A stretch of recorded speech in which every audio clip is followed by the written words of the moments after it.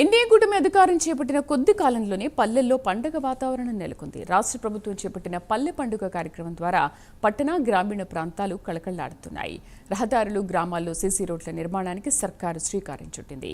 దాదాపు 80% పనులు పూర్తి చేసి ప్రజల మన్ననలు పొందుతోంది.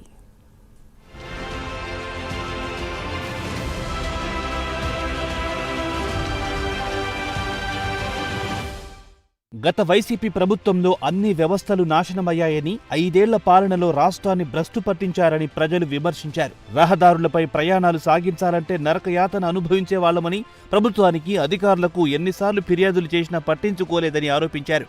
అప్పట్లో అధికారులు రహదారి వ్యవస్థను మెరుగుపరిచేందుకు చర్యలు తీసుకోలేదని జగన్ ప్రభుత్వంపై జనాలు దుమ్మెత్తిపోశారు.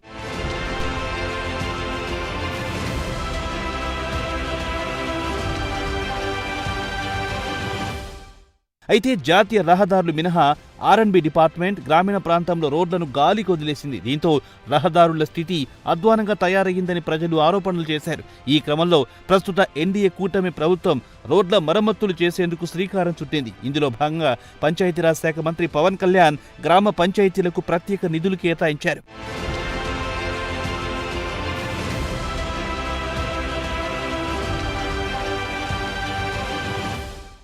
కూటమి ప్రభుత్వంలో రోడ్లు కళకళలాడుతున్నాయని ప్రజలు అంటున్నారు. రాష్ట్ర వ్యాప్తంగా గ్రామాలలో రోడ్ల నిర్మాణాన్ని ఒక యజ్ఞంలా చేపట్టి పూర్తి చేసిందని కూటమి ప్రభుత్వాన్ని అభినందించారు.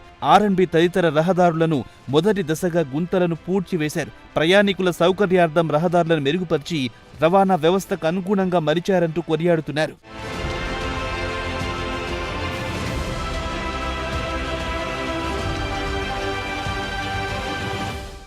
రానున్న రోజుల్లో అన్ని వర్గాల ప్రజలకు కూటమి ప్రభుత్వం అండగా ఉండాలని ఆకాంక్షించారు. పంచాయతీలకు ప్రాతినిధ్యం కల్పిస్తూ ఎన్ఆర్ఈజీఎస్, మహాత్మాగాంధీ జాతీయ గ్రామీణ ఉపాధి హామీ పథకం భాగస్వామ్యం ద్వారా మరిన్ని కార్యక్రమాలు చేపట్టాలని ప్రజలు కోరుతున్నారు. అదేవిధంగా గ్రామాల అభివృద్ధికి పాటుపడుతున్న పవన్ కళ్యాణ్కు ఈ సందర్భంగా ధన్యవాదాలు తెలిపారు.